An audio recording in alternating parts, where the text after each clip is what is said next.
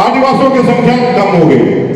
मैंने कहा, विधानसभा के अंदर भी कहा, कई एक प्रेस मीडिया के साथियों से भी कहा, भोगनाडी जहां 1855 में सिद्धू कानू जी ने हूल का आंदोलन किया, उस भोगनाडी में 1855 में 50,000 आदिवासियों को एकत्रित करके उन्होंने अंग्रेजों के खिलाफ अपने भाषा, अपनी संस्कृति, अपने अस्मिता के लिए, अपनी माटी के लिए, अपने बेटी के लिए, अपने रोटी के लिए जिन्होंने आंदोलन के बिगुल फूका और अंग्रेजों के दांत खट्टे किए, आज वहां से विधायक है हेमंत सोरेन जी बरहेट से, भोगनाडी जाते हैं 38 जून को माला अर्पण करने के लिए सिद्धू कानू जी का।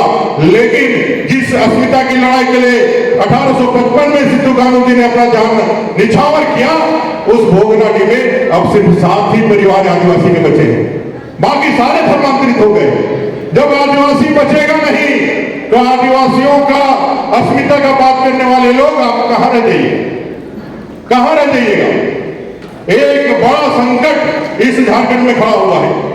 युवाओं को नौकरी नहीं देने वाली सरकार युवाओं को नौकरी को बेच रही है। जैसे जेपीएससी में जितनी परीक्षाएं हुए वो सारे परीक्षाएं विवाद में रहे।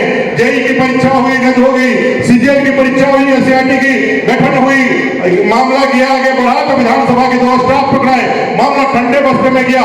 टीजीटी की परीक्षा हुई, उसमें भी गड़बड़ियां, और गड़बड़ियों में जब उठाने का काम किया, कल हेमंत सोरेन जी ने उनको नौकरियां बांट दी। और नौकरियां बांटी, एक ऐसे लड़के भी है उसमें जो मूक बगैर में सेलेक्ट हुआ है, जो गूंगा है, बोलता नहीं है, लेकिन फोन पे वो बोलता भी है, सुनता भी है, उनको भी नौकरी बांट दी। पैसा लेकर के इस सरकार ने इस झारखंड के बालू को बेचा, कोयला को बेचा, यहाँ के मिट्टी तक को बेच दिया और अभी नौकरियों को भी बेच दिया। इस सरकार को उखाड़ फेंकने के लिए एक संकल्प लेने का समय है। आज अंचल में जाइए, एक छोटा सा कोई सर्टिफिकेट बनाने के लिए, चाहे जन्म प्रमाण पत्र हो, चाहे मृत्यु प्रमाण पत्र हो, चाहे विरासत आय प्रमाण पत्र हो, चाहे जाति प्रमाण पत्र हो, बिना 500,000 रुपए लिए आपका काम नहीं हो सकता है।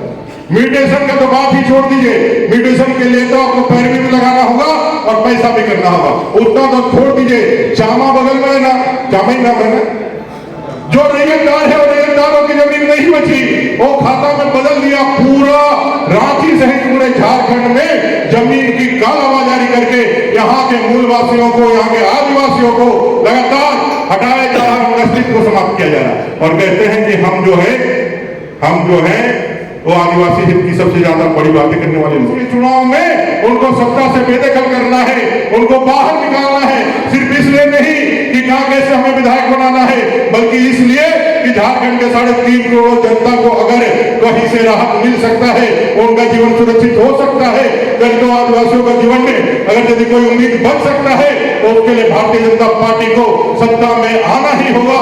और एक काम करने के लिए कांके के अपने देवतुल्य बूथ के कार्यकर्ताओं से निवेदन करने के लिए अभिनंदन जीत का जो हमने जीता, और संकल्प आने वाले चुनाव का 2 महीने के बाद अक्टूबर में चुनाव होंगे, और इस 2 महीने के बाद अक्टूबर में जब चुनाव होंगे तो कांके में रिकॉर्ड मतों से, जो आदरणीय सांसद जी ने कहा 50,000 से ज्यादा के मतों से हम यहाँ चुनाव जीते, ऐसा संकल्प लेने का समय है। इसलिए दोनों हाथ उठा करके संकल्प का हाथ उठा करके मेरे साथ एक बार कहे, दोनों हाथ उठाइए, मुट्ठी बांधे और संकल्प लीजिए, दोनों हाथ उठा करके, जो भाई हम लोग इस बार कांके जीतेंगे, वंदे वंदे, जीतेंगे भाई, जीतेंगे जीतेंगे भाई, जीतेंगे। आप सबको पूरा अभिनंदन करते हुए, और जो घोषणा पत्र आएगा उससे भी लोगों को बता करके अपने लिए भारतीय जनता पार्टी के लिए मत का संग्रहण करिए, ऐसा आशा और उम्मीद के साथ अपनी वाणी को विराम देता हूं। जय हिंद, जय भारत माता की जय।